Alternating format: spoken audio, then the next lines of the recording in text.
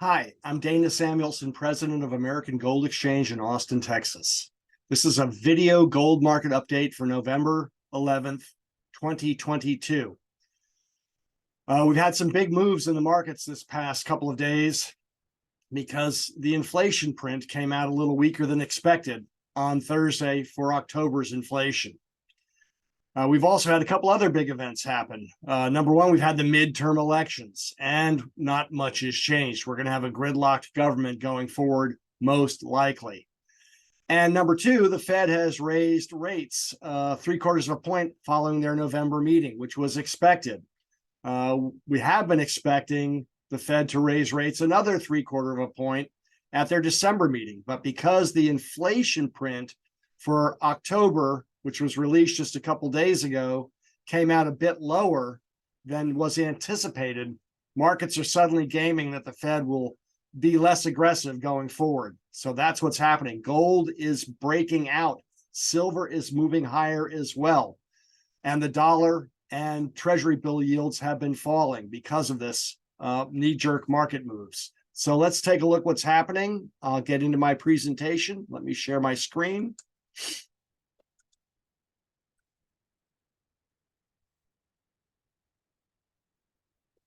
And here we go. Gold breaks out. US dollar and T-bill yields fall. Inflation eases, but it will probably prove to be a bit more stubborn than most realize. We'll explain why. And we'll talk about gold's truly explosive potential. This is our company. We're American Gold Exchange. We're a national mail order dealer out of Austin, Texas.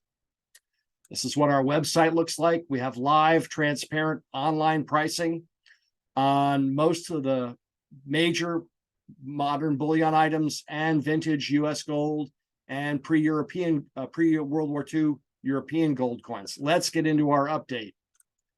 Gold is breaking out. This is a one-year gold chart. And if you look at the chart, it has done nothing but decline since the March high of 2043 all the way down to a double bottom at 1635 set in September, and again just about a week ago. The blue trend line is the major downward blue trend line, and we've seen gold ease over that as we headed towards the midterm elections. I think that was in anticipation of a red wave, which unfortunately didn't materialize, pro-business potentially, and that hasn't happened. But more so to the point, we've had the inflation print come out, and we've had a knee-jerk move higher in gold because of that. So gold is broken above the downward blue trend line at 1680, the lower green circle on the chart. And now it's also punched well above the upside short-term resistant point at 1735, as you can see in the higher green circle on the chart. So gold's moving up, and for good reason. Let's take a step back, however, though, and look at where gold is in the big picture at a 3-year chart. Gold under 1750 is cheap in our opinion. It's traded above that for most of the last 2 years until this aggressive Fed rate hike cycle got started in earnest in March. And now we're seeing it rebound back to about the 1750 level, trading at about 1765 today. So gold is still undervalued despite the recent rally of last week. It's still a great buy, and it has a lot of upside potential from here. And we feel the downside is limited now. Let's take a look at silver. Here's a 1-year silver chart. As you can see with the blue trend lines, silver has been developing a modest upside pattern since September. And now we're seeing silver edge over upside resistance at 2150 to about 2170. It's also crossing over the 200-day moving average. Excuse me.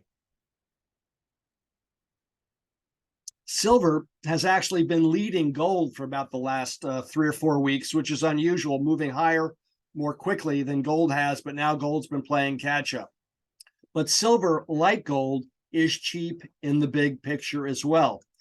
Here's a 3-year chart, and you can see for most of the last 2 years, silver has been above $23 an ounce up to as high as about 27.65. And it's been since March that silver's plunged under that level and been on sale, truly on bargain basement sale. Now that sale is starting to end, but silver is still cheap. So what's happened that's changed so much and pushed the metals higher? Well, the dollar has finally broken down from its major trend that it's been in since the beginning of the year. Until this past week, the dollar has been unstoppable this year. Following the drop in inflation in October, down to 7.75%, below the 7.9% expected print, the dollar fell sharply lower, plunging 3.8% in a two-day sell-off, its biggest decline in 13 years. The better than expected inflation reading caused traders to speculate the Fed might reduce the size and frequency of rate hikes going forward. The Fed's fastest and strongest rate hike cycle in 2 decades is what caused gold to fall to cyclical lows both in the summer and again just a few weeks ago. We've seen the dollar stabilize between 109.50 and 113.50 for the last 2 months, but now it's breaking down and the pendulum is starting to go the other way. The dollar closed at 106.75 on the dollar index on Friday. If the U.S. enters into an economic recession and the economic disparity with a stronger U.S. economy relative to the rest of the world reduces because of a U.S. recession, we expect the dollar to have further downside potential, which causes further upside potential for gold.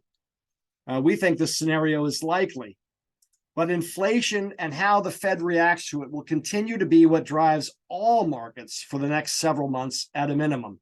And we expect to see choppiness and perhaps some big knee-jerk market moves like this one in the coming several months.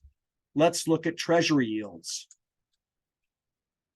U.S. Treasury yields tumbled these past weeks as well in reaction to the inflation print.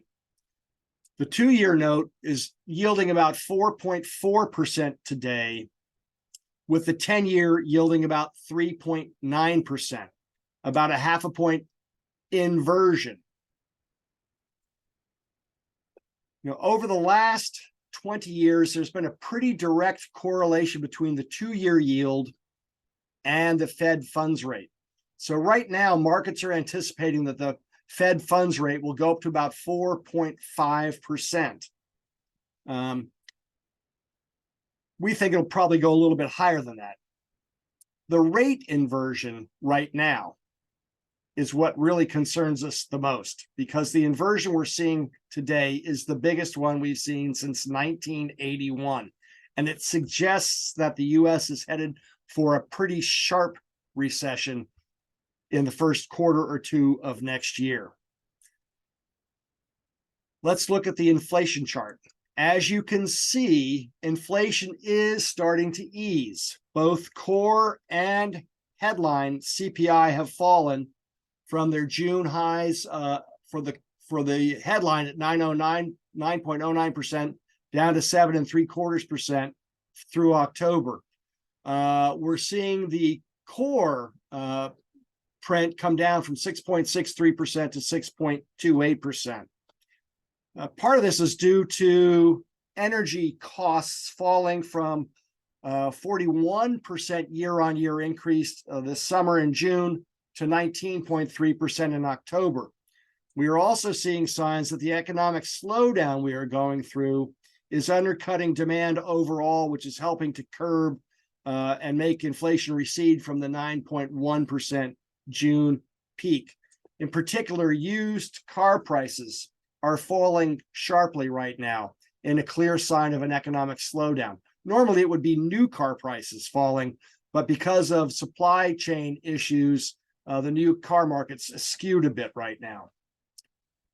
But we don't think inflation is going to come down a whole lot more. And here's why. It's because of shelter costs. Shelter comprises about 1/3 or 33% of how the CPI is measured. And shelter is slow to reset because of how rents are renewed, usually annually. And shelter costs lag 4 to 6 months. So according to the Bureau of Labor and Statistics, shelter costs have risen steadily from 5.7% in July, 6.2% in August, 6.6% in September, to 6.9% in October. So we think because they comprise 1/3 of the CPI and they're pretty stable and they lag, that they will create a baseline below which inflation won't fall much below for the next 4 to 6 months. And right now that's running at 6.9%. Janet Yellen even cited this recently in one of her speeches. We are seeing wage price pressure, which is another form of sticky inflation, ease a bit. Wage inflation was 5% in March, it hit 5.7% in June, and it's down to 4.7% today. If layoffs ramp up, as we expect they will, as the business cycle continues to slow, wage price pressure will ease further. But most of you probably know that employment or jobs are one of the last things to roll over when the economic cycle turns. Most employers, they'll cut wages, they'll cut jobs last because they want to keep good employees. So here's the Fed funds rate hike cycle, the last one and the one that we're in now. As you can see, the Fed has been in the most aggressive rate hike cycle we've seen in a long time, and much more aggressive than they were during the last cycle, when they raised rates from 0.14% to 2.44% over 3 years. Today, they've raised rates from 0.1% to 3.83% in 8 months, 60% higher in a lot less time than they did during the whole last rate hike cycle. Whether the Fed raises rates 0.5 point or 0.75 point in December, their next meeting, we don't think it matters that much in the big picture, because Chairman Powell has pretty much indicated that he wants to see rates get to 5%.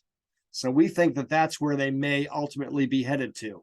And Chairman Powell, since his August 26th Jackson Hole speech, has been steadfast in his resolve to tame inflation in this cycle, regardless of the pain the Fed rate hikes cause, and pain is coming. Remember, there's about a 6 to 9 month lag between when the Fed raises rates and those rate hikes really are felt in the economic cycle. And we are just now beginning to feel the effects of those rate hikes. And this isn't your average rate hike cycle. This is the most aggressive rate hike cycle we've seen in a generation, the full effects of which will not be felt until sometime in Q1 or even Q2 of next year. And the Fed's also engaging in quantitative tightening, or QT, the sell-off of their balance sheet, which began in earnest in September. And QT has an amplifying effect of about 50 basis points on top of the Fed funds rate. So this will further exacerbate the economic slowdown. So what's already happening? The Dow's down about 10% this year, but it's been down as much as 22% just a month ago. Higher borrowing costs have really affected the housing market. New home sales have fallen 25% year on year, and new mortgage applications are down 41% year on year. And then since May, homeowners have lost $1.5 trillion in home equity. On top of that, the personal savings rate is falling sharply. It's down to 3.1%, the lowest level since the great financial crisis. and credit card balances are surging as well to a record high recently of 930 billion. So the consumer is tapping out their savings and leaning on their credit cards to supplement what inflation is taking from their ability to spend. Small businesses have been affected. Bloomberg reported that 37% of small business owners were unable to pay their full rent in October. And small businesses employ about half, 50% of the workers in this country. So we're already just now starting to feel the effects of these rate hikes, but we won't feel the full effects till sometime the first quarter or second quarter of next year. And we've already had negative GDP in the first and second quarter of this year. We had a pretty good GDP print in the third quarter of 2.6%, but there were some anomalies there. A lot of that was driven by abnormally high exports, of which those were primarily oil sales. We've also seen a big uptick in inventories, which makes GDP look better, but that's slowing now, and we'll see those inventories sell down, which will have a reducing effect on GDP in Q4. So the US economy is clearly losing steam. According to Reuters, here's a quote: despite the shiny headline number for GDP in Q3, a look under the hood shows a much grimmer picture of the US economy, one that is clearly using steam.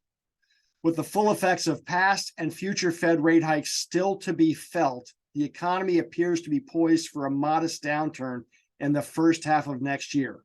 We think the downturn could be more than modest.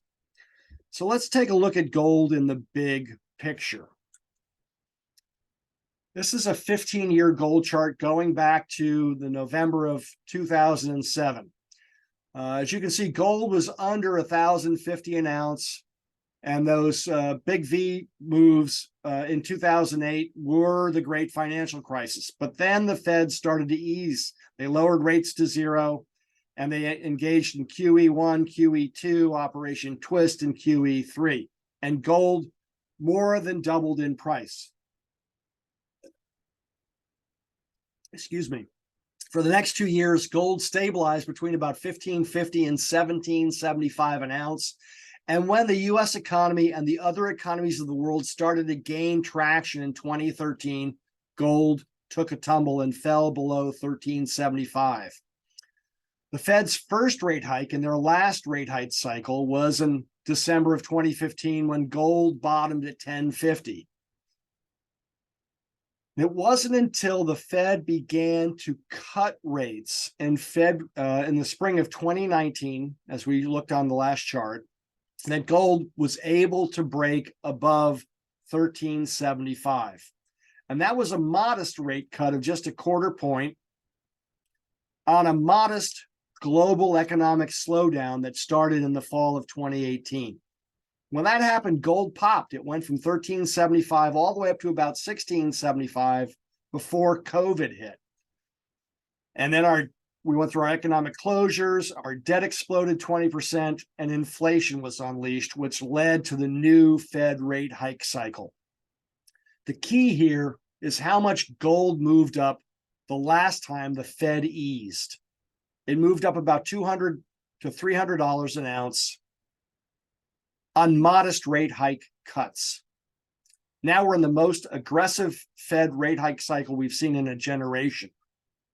And what's going to happen if the Fed not only quits hitting the brakes and pauses, but what if they have to start easing again and go to QE because of the effects of what they've done to the economy need to be reversed?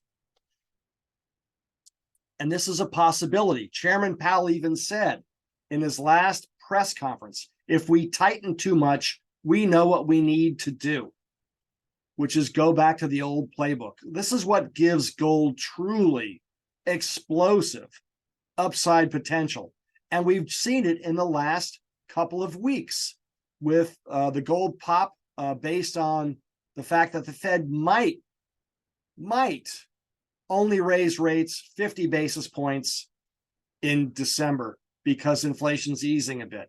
We've also seen gold catch a 5% bid higher in late September when the Bank of England was forced to intervene in their bond market when their 10-year gilts went into a death spiral sell-off because the pension funds over there were leveraged in gilts and the market took a tumble.